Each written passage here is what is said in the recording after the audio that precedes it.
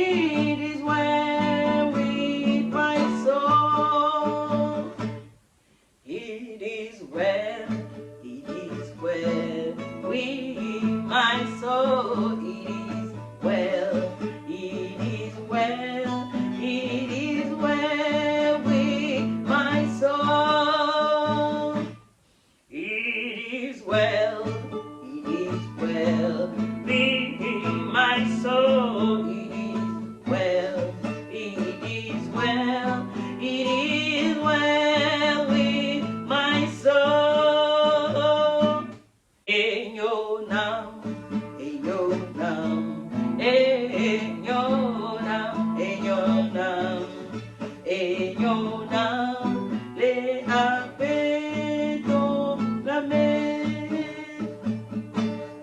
In your name, in your name, in your name, in your name, in your name, les appelons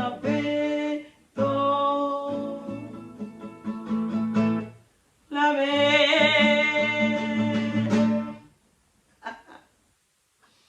Sing and pray. Dieu a-t-il eu tort de te bénir?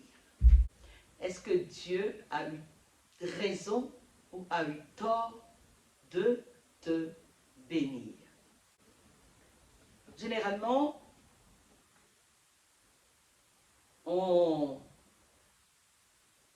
découvre la vraie personnalité d'une personne du moment où la personne commence à avoir une certaine aisance. Aisance professionnelle, aisance financière, aisance des choses de la vie. Ce que le Seigneur appelle les choses. Et quand on ne fait pas attention, au moment où ces choses commencent à nous accompagner, c'est là où on peut tomber facilement dans l'orgueil, dans le moi, moi. Et parfois, si on ne fait pas attention, ça nous éloigne de Dieu. Au lieu que notre bénédiction puisse profiter à nos proches et à nos entourages, on se sert de cela pour les écraser, pour les humilier, pour imposer certaines choses. Alors, Dieu a-t-il eu tort de te bénir au point où, avec ces choses, je dis bien ces choses de ce monde, les positionnements d'aujourd'hui par rapport à ton positionnement d'hier, est-ce que Dieu a eu tort de t'élever? Est-ce que Dieu a eu tort de te bénir? Est-ce que Dieu a eu tort de te donner un mari, une épouse, des enfants, des maisons, des voitures, toutes sortes de promotions? Du moment où ces choses ne profitent pas à ta maison, à ton époux, à tes enfants, à ton environnement, parce que, au fait, Dieu te bénit pour que tu sois une source de bénédiction pour les autres.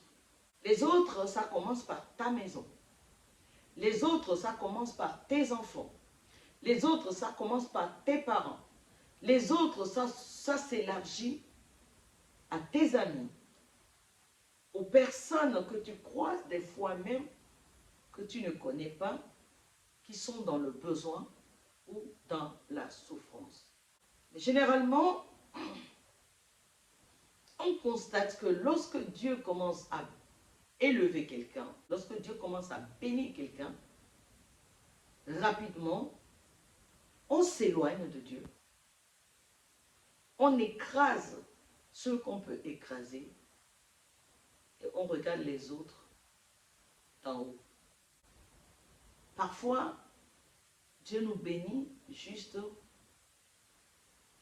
non seulement à cause d'une personne, mais aussi pour être un complément, pour être utile à ces personnes. Mais quand Dieu te bénit, fais attention pour ne pas devenir une pierre de chute à ta propre famille. Parce qu'au fait, tout ce que nous possédons, en réalité, Dieu nous donne ces occasions et opportunités afin que nous puissions supporter les uns les autres. Alors sache aujourd'hui que je viens te dire que Dieu n'a pas eu tort de te bénir.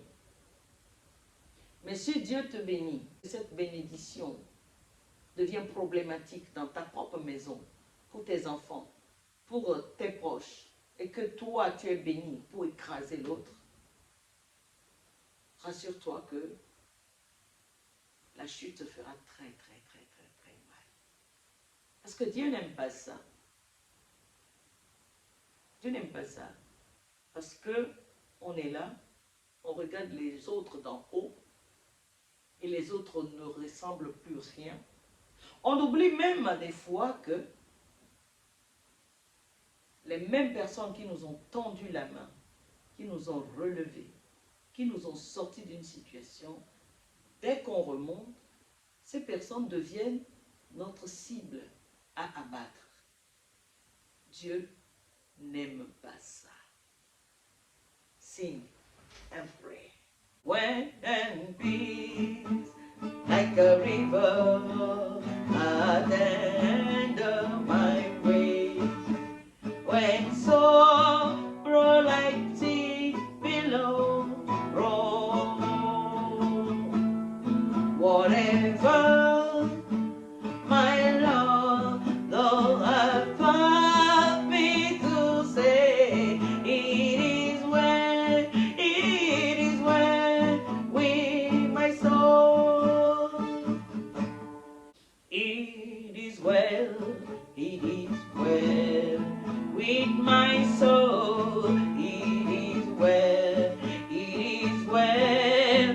It is well with my soul. It is well with my soul. It is well with my soul. It is well with my soul.